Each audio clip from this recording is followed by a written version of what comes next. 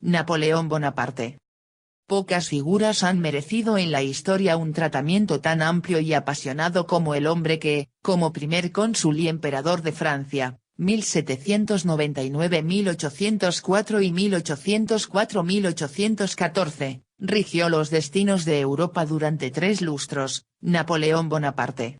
Genio indiscutible del arte militar y estadista capaz de construir un imperio bajo patrones franceses, Bonaparte fue, para sus admiradores, el hombre providencial que fijó las grandes conquistas de la Revolución Francesa, 1789-1799, dotando a su país de unas estructuras de poder sólidas y estables con las que se ponía fin al caos político precedente.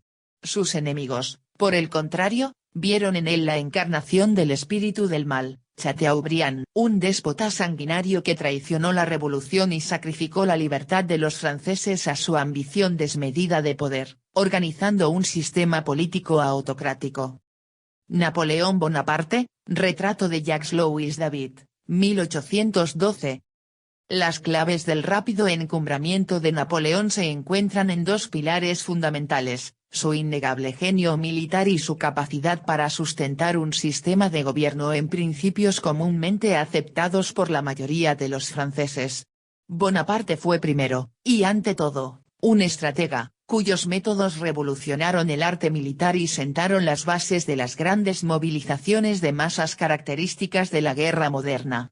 Partiendo de una novedosa organización de las unidades y de una serie de principios, concentración de fuerzas para romper las líneas enemigas, movilidad y rapidez, que serían puntualmente ejecutados de acuerdo con unas maniobras tácticas planificadas y ordenadas por Napoleón en persona, sus ejércitos se convirtieron en máquinas de guerra invencibles, capaces de dominar Europa y de elevar a Francia hasta su máxima gloria.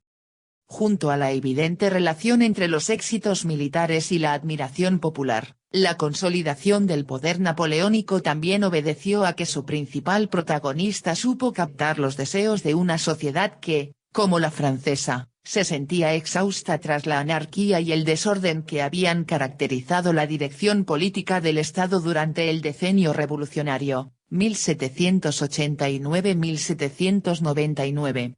Al servicio del Directorio, el general Corso había obtenido brillantes victorias en sus campañas contra las monarquías absolutas europeas, aliadas contra Francia en un intento de acabar con la revolución.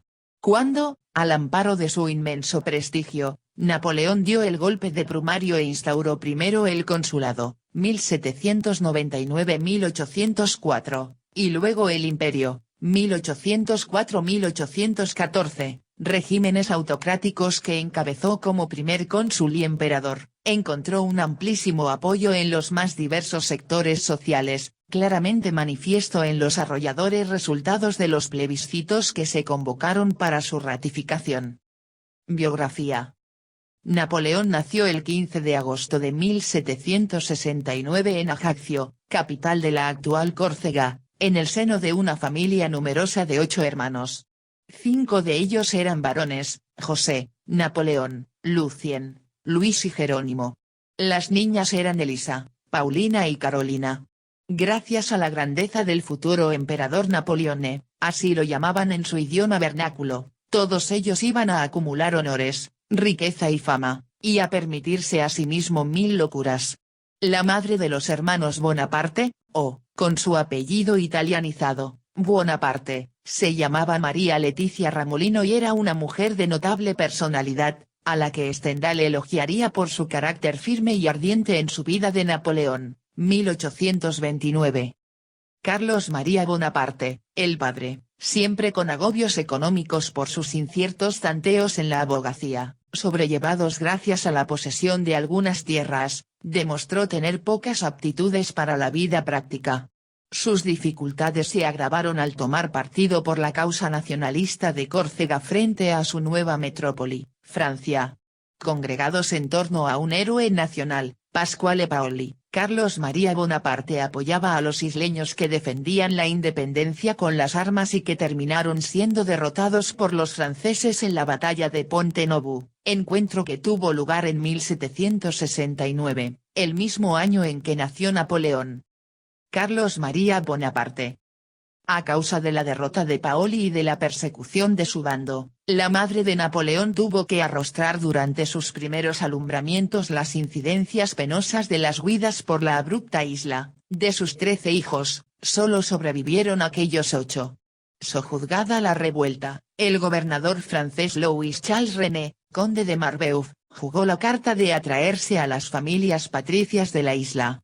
Carlos María Bonaparte, que religaba sus ínfulas de pertenencia a la pequeña nobleza con unos antepasados en Toscana, aprovechó la oportunidad, viajó con una recomendación de Marbeuf hacia la metrópoli para acreditar su hidalguía y logró que sus 2 hijos mayores, José y Napoleón, entraran en calidad de becarios en el colegio de Autun. Los méritos escolares de Napoleón en matemáticas, a las que fue muy aficionado y que llegaron a constituir en él una especie de segunda naturaleza, de gran utilidad para su futura especialidad castrense, la artillería, facilitaron su ingreso en la Escuela Militar de Brienne. De allí salió a los 17 años con el nombramiento de subteniente y un destino de guarnición en la ciudad de Valencia. En aquellos años, el muchacho presentaba un aspecto semisalvaje y apenas hablaba otra cosa que no fuera el dialecto de su añorada isla. Sus compañeros, hijos de la aristocracia francesa, veían en él a un extranjero raro y mal vestido, al que hacían blanco de toda clase de burlas. No obstante, su carácter indómito y violento imponía respeto tanto a sus camaradas como a sus profesores.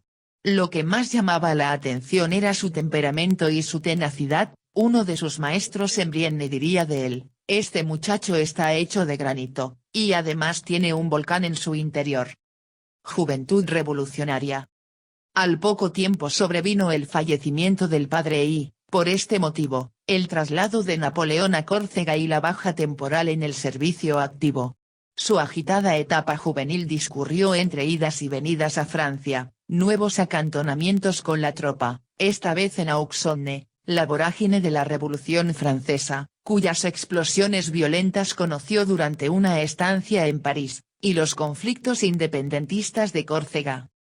En el agitado enfrentamiento de las banderías insulares, Napoleón se creó enemigos irreconciliables, entre ellos el mismo Pasquale Paoli. El líder independentista había sido amnistiado en 1791 y nombrado gobernador de la ciudad corsa de Bastia. 2 años después, sin embargo, rompería con la convención republicana y proclamaría la independencia, mientras el entonces joven oficial Napoleón Bonaparte se decantaba por las facciones afrancesadas. La desconfianza hacia los paolistas en la familia Bonaparte se había ido trocando en furiosa animadversión. Napoleón se alzó mediante intrigas con la jefatura de la milicia y quiso ametrallar a sus adversarios en las calles de Ajaccio. Pero fracasó y tuvo que huir con los suyos, para escapar al incendio de su casa y a una muerte casi segura a manos de sus enfurecidos compatriotas. Instalado con su madre y sus hermanos en Marsella, malvivió entre grandes penurias económicas, que en algunos momentos rozaron el filo de la miseria. El horizonte de las disponibilidades familiares solía terminar en las casas de empeños, pero los Bonaparte no carecían de coraje ni recursos. María Leticia Ramolino, la madre, se convirtió en amante de un comerciante acomodado, François Clary. El hermano mayor, José Bonaparte, se casó con una hija del mercader, Marie Julie Clary. El noviazgo de Napoleón con otra hija, Desirée Clary, no prosperó. Napoleón Bonaparte en el asedio de Tolón, 1793. Con todo, las estrecheces solo empezaron a remitir cuando un hermano de Robespierre, Agustín, le deparó su protección. Napoleón consiguió reincorporarse a filas con el grado de capitán y adquirió un amplio renombre con ocasión del asedio a la base naval de Tolón, 1793, donde logró sofocar una sublevación contrarrevolucionaria apoyada por los ingleses. Suyo fue el plan de asalto propuesto a unos inexperimentados generales, basado en una inteligente distribución de la artillería, y también la ejecución y el rotundo éxito final. En reconocimiento a sus méritos fue ascendido a general de brigada, se le destinó a la Comandancia General de Artillería en el Ejército de Italia y viajó en misión especial a Génova. Esos contactos con los Robespierre estuvieron a punto de serle fatales al caer el terror jacobino el 27 de julio de 1794, el 9 de Termidor en el calendario republicano. Napoleón fue encarcelado por un tiempo en la fortaleza de Antibes, mientras se dilucidaba su sospechosa filiación. Liberado por mediación de otro corso, el comisario de la Convención Salicetti, el joven Napoleón, con 24 años y sin oficio ni beneficio, volvió a empezar en París, como si partiera de cero.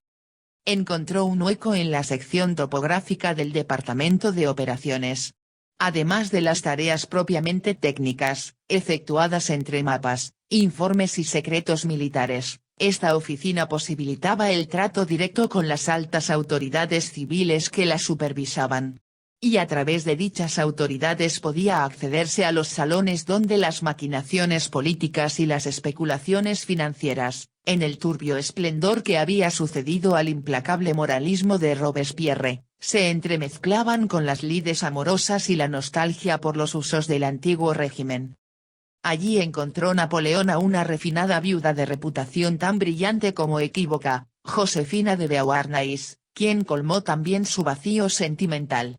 Josefina Tasker de la Pagerie, tal era su nombre de soltera, era una dama criolla oriunda de la Martinica que tenía 2 hijos, Hortensia y Eugenio, y cuyo primer marido, el vizconde y general de Beauharnais, había sido guillotinado por los jacobinos.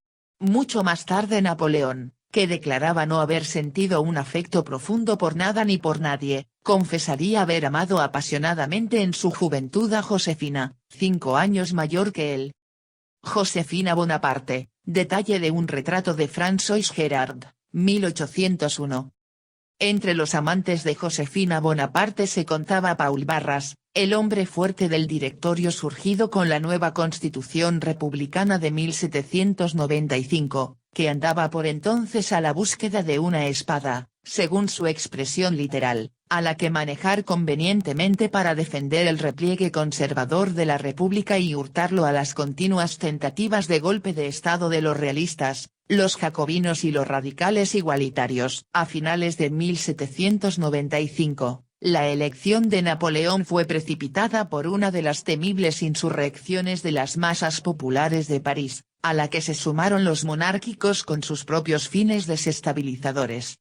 Encargado de reprimirla, Napoleón realizó una operación de cerco y aniquilamiento a cañonazos que dejó la capital anegada en sangre. Asegurada la tranquilidad interior por el momento, Paul Barras le encomendó en 1796 dirigir la guerra en uno de los frentes republicanos más desasistidos, el de Italia, en el que los franceses peleaban contra los austriacos y los piamonteses. Unos días antes de su partida, Napoleón se casó con Josefina en ceremonia civil, pero en su ausencia no pudo evitar que ella volviera a entregarse a Barras y a otros miembros del círculo gubernamental. Celoso y atormentado, Napoleón terminó por reclamarla imperiosamente a su lado, en el mismo escenario de batalla. El militar exitoso. Desde marzo de 1796 hasta abril de 1797, el genio militar del joven Bonaparte se puso de manifiesto en la península italiana. Lodi, mayo de 1796, Arcole, noviembre de 1796, y Rivoli, enero de 1797, pasaron a la historia como los escenarios de las principales batallas en las que derrotó a los austríacos. Beaulieu, Gurmser y Albinkey fueron los más destacados mariscales cuyas tropas fueron barridas por las de Napoleón. Napoleón en la batalla de Rivoli, 1797.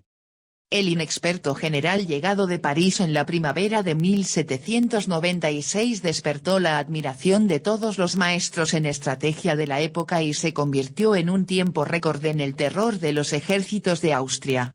En cuanto a sus propios soldados, el recelo de los primeros días pronto se transformó en entusiasmo, comenzaron a llamarle admirativamente Le Petit Caporal y a corear su nombre antes de iniciar la lucha. Fue en esos días victoriosos cuando Napoleón varió la ortografía de su apellido en sus informes al directorio. Bonaparte dejó paso definitivamente a Bonaparte. aquel general de 27 años transformó unos cuerpos de hombres desarrapados, hambrientos y desmoralizados en una formidable máquina bélica que trituró el Piamonte en menos de 2 semanas y, de victoria en victoria, repelió a los austriacos más allá de los Alpes.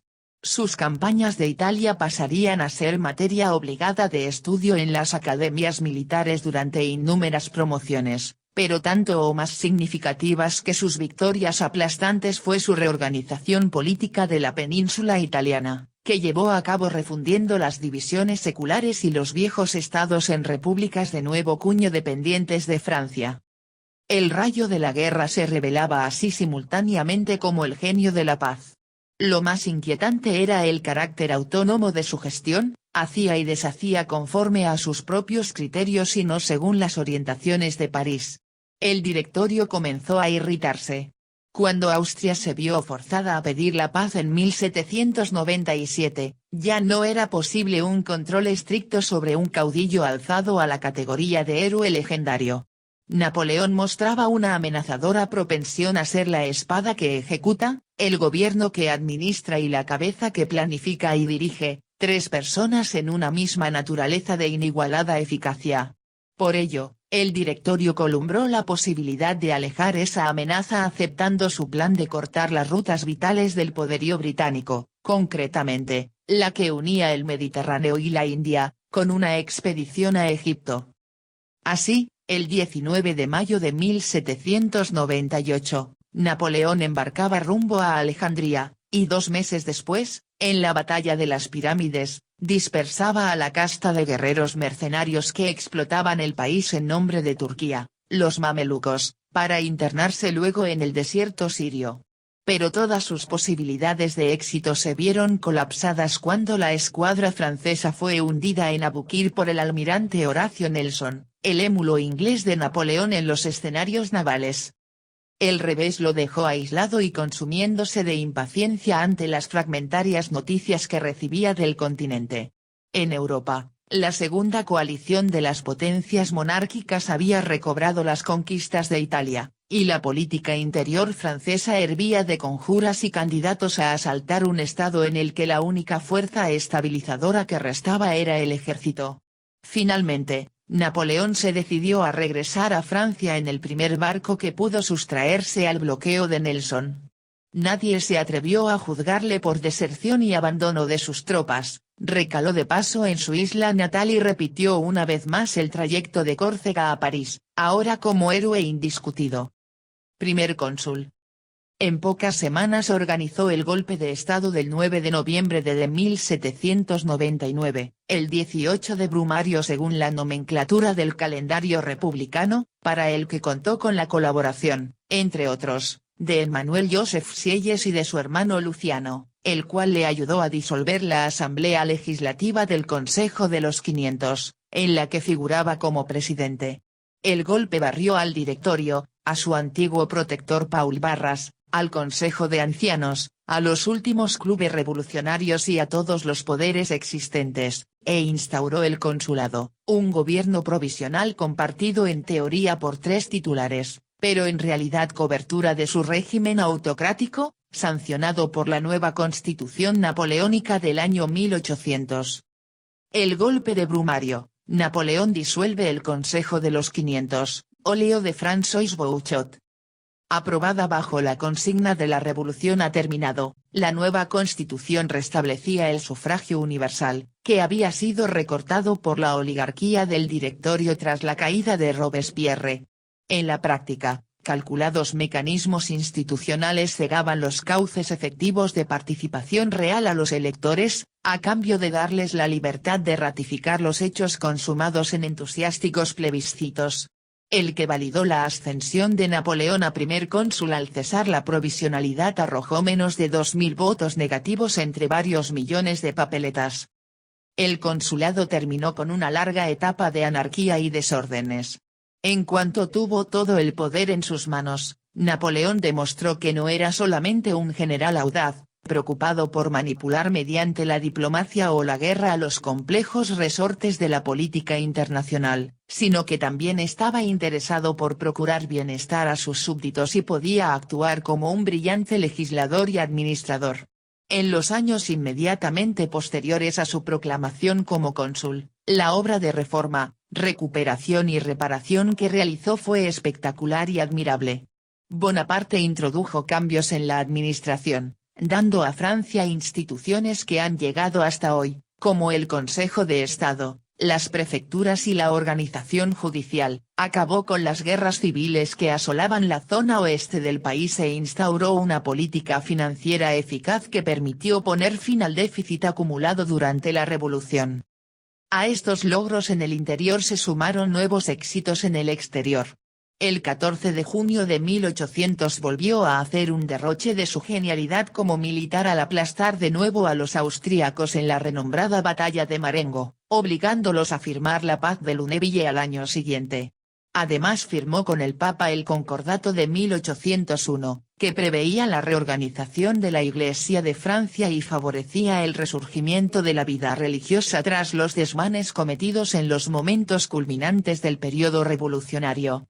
Napoleón no se contentó con alargar la dignidad de primer cónsul a una duración de 10 años, apenas 2 años después, en 1802, la convirtió en vitalicia.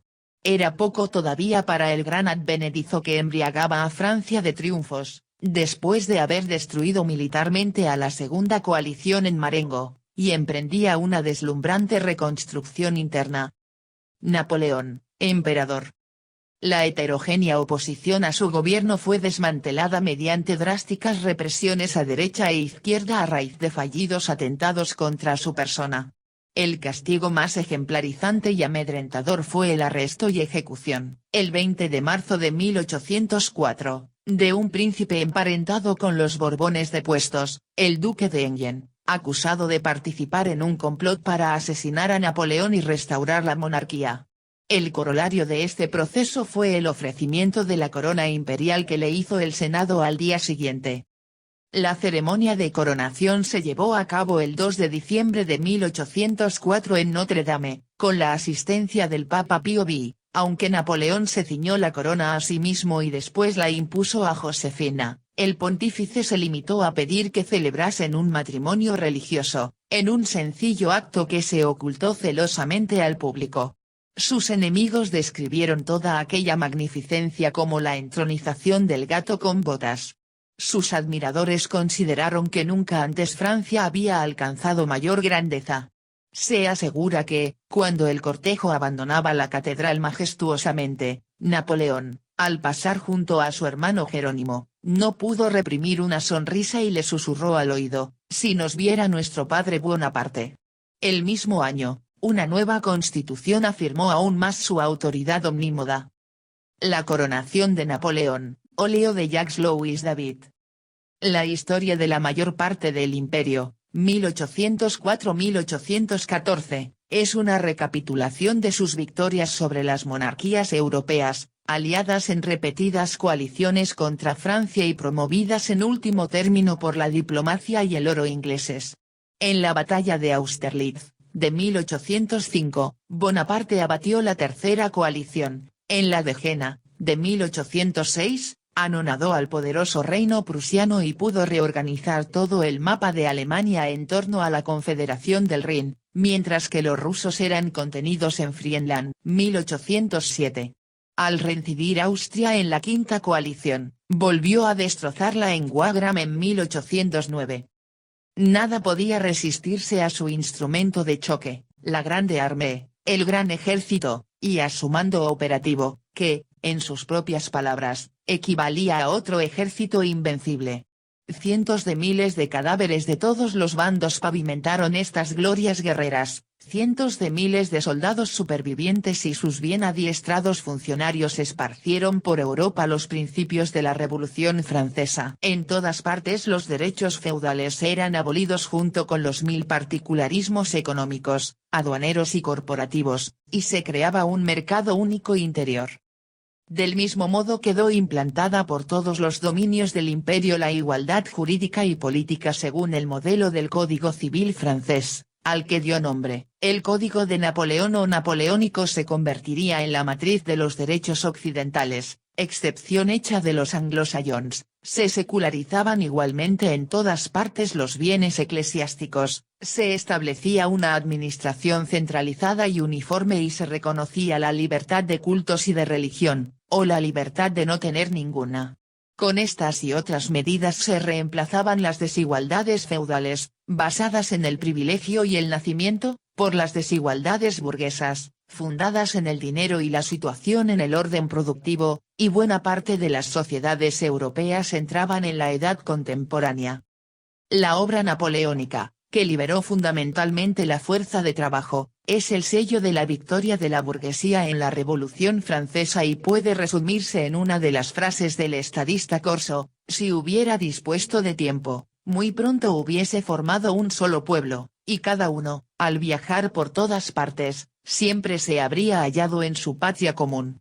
Esta temprana visión unitarista de Europa, que es acaso la clave de la fascinación que ha ejercido su figura sobre tan diversas corrientes historiográficas y culturales, ignoraba las peculiaridades nacionales en una uniformidad supeditada por lo demás a la égida imperialista de Francia. Así, una serie de principados y reinos férreamente sujetos, mero glacis defensivo en las fronteras, fueron adjudicados a los hermanos y generales de Napoleón. El excluido fue Luciano Bonaparte, a resultas de una prolongada ruptura fraternal. El imperio napoleónico.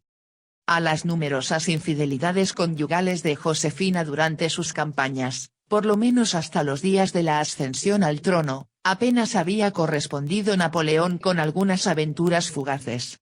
Estas se trocaron en una relación de corte muy distinto al conocer a la condesa polaca María Walewska en 1806, en el transcurso de una campaña contra los rusos.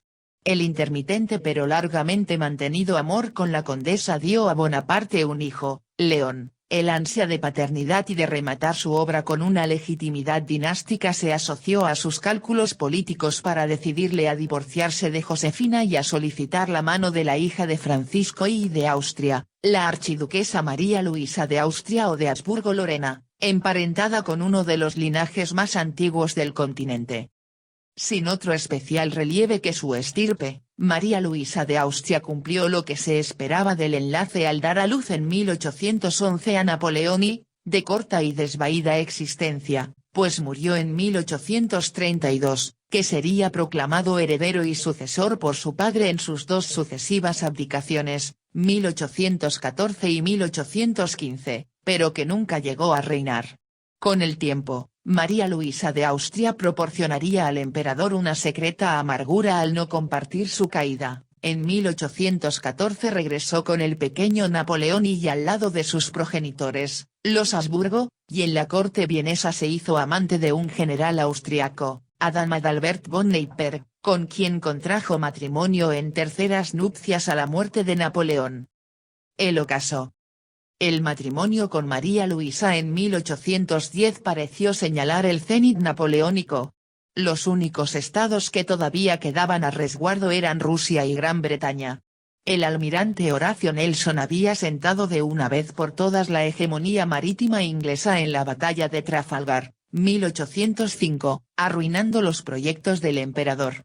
Como réplica, Napoleón había intentado asfixiar económicamente a Gran Bretaña decretando el bloqueo continental, 1806, es decir, prohibiendo el comercio entre la isla y el continente y cerrando los puertos europeos a las manufacturas británicas. A la larga, la medida resultaría no solo estéril, sino también contraproducente.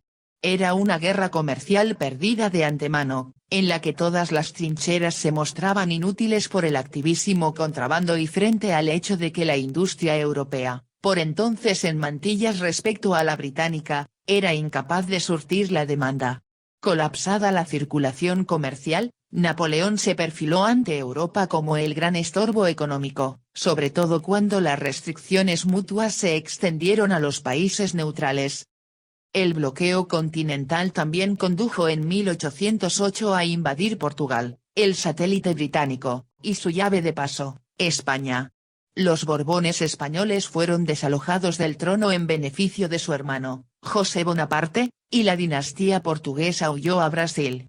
Ambos pueblos se levantaron en armas y comenzaron una doble guerra de independencia que los dejaría destrozados para muchas décadas, pero, a la vez, obligaron a permanecer en la península a una parte de la Grande Armée y la diezmaron en una agotadora lucha de guerrillas que se extendió hasta 1814, sin contar el desgaste de las batallas a campo abierto que hubo de librar contra un moderno ejército enviado por Gran Bretaña. Por primera vez, el ejército napoleónico se mostró incapaz de controlar la situación. Acostumbrados a rápidas contiendas contra tropas de mercenarios, sus soldados no pudieron acabar con aquellos guerrilleros que peleaban en grupos reducidos y conocían a la perfección el terreno. La otra parte del ejército francés, en la que Napoleón había enrolado a contingentes de las diversas nacionalidades vencidas, fue tragada por las inmensidades rusas en la campaña de 1812 contra el zar Alejandro y al frente de un ejército de más de 500.000 de hombres. Napoleón se adentró en las llanuras de Polonia al tiempo que sus enemigos se replegaban a marchas forzadas, obligándole a penetrar profundamente en las estepas rusas. Tras las victorias pírricas de Smolensk y Borodino, las tropas francesas entraron en Moscú, pero Bonaparte no pudo permanecer en la ciudad a causa de la falta de víveres y el desaliento de sus soldados. La retirada fue un completo desastre, el hambre y el crudo invierno se abatieron sobre los hombres y causaron aún más estragos que el acoso selectivo a que se vieron sometidos por el ejército del zar. El 16 de diciembre, tan solo 18.000 hombres extenuados regresaban a Polonia. El emperador, cabizbajo sobre su caballo blanco, parecía una triste sombra de sí mismo. La magnitud de la catástrofe acaecida en Rusia propició que todos sus enemigos se levantasen contra él al unísono. Europa se levantó contra el dominio napoleónico, y el sentimiento nacional de los pueblos se rebeló dando apoyo al desquite de las monarquías. En Francia, fatigada de la interminable tensión bélica y de una creciente opresión, la burguesía resolvió desembarazarse de su amo. El combate resolutorio de esta nueva coalición, la Sexta, se libró en Leipzig en 1813. También llamada la Batalla de las Naciones, la de Leipzig fue una de las grandes y raras derrotas de Napoleón, y el prólogo de la invasión de Francia, la entrada de los aliados en París y la abdicación del emperador en Fontainebleau, abril de 1814, forzada por sus mismos generales. Las potencias vencedoras le concedieron la soberanía plena sobre la minúscula isla italiana de Elba y restablecieron en el trono francés la misma dinastía que había sido expulsada por la Revolución, los Borbones, en la figura de Luis Billy. El confinamiento de Napoleón en Elba, suavizado por los cuidados familiares de su madre y la visita de María Walewska, fue comparable al de un león enjaulado. Tenía 45 años y todavía se sentía capaz de hacer frente a Europa. Los errores de los Borbones, que a pesar del largo exilio no se resignaban a pactar con la burguesía, y el descontento del pueblo le dieron ocasión para actuar. En marzo de 1815 desembarcó en Francia con solo 1 millar de hombres y, sin disparar un solo tiro, en un nuevo baño triunfal de multitudes, Napoleón volvió a hacerse con el poder en París. La batalla de Waterloo, 1815. Pero muy pronto, en junio de 1815, fue completamente derrotado en la batalla de Waterloo por los vigilantes estados europeos, que no habían depuesto las armas, atentos a una posible revigorización francesa, y puesto nuevamente en la disyuntiva de abdicar. Así concluyó su segundo periodo imperial, que por su corta duración es llamado el Imperio de los 100 días, de marzo a junio de 1815. Napoleón se entregó a los ingleses, que lo deportaron a un perdido islote africano, Santa Elena, donde sucumbió lentamente a las iniquidades de un tétrico carcelero, Hudson Lowe. Antes de morir el 5 de mayo de 1821, escribió unas memorias, el Memorial de Santa Elena, en las que se describió a sí mismo tal como deseaba que lo viese la posteridad. La historia aún no se ha puesto de acuerdo ni siquiera en el retrato de su singular personalidad y en el peso relativo de sus múltiples facetas: el bronco espadón cuartelero, el estadista, el visionario, el aventurero y el héroe de la antigüedad obsesionado por la gloria. Convertido en héroe de epopeya por escritores de la talla de Víctor Hugo, Balzac, Stendhal, Heine, Manzoni o Pushkin, su leyenda alcanzó la apoteosis en 1840, cuando sus cenizas regresaron a París para ser depositadas bajo la cúpula de la iglesia del Hôtel des Invalides, fundado 2 siglos antes por el rey Sol Luis VI para acoger a los viejos soldados maltrechos por la guerra. Él había sido, sin lugar a dudas, uno de ellos.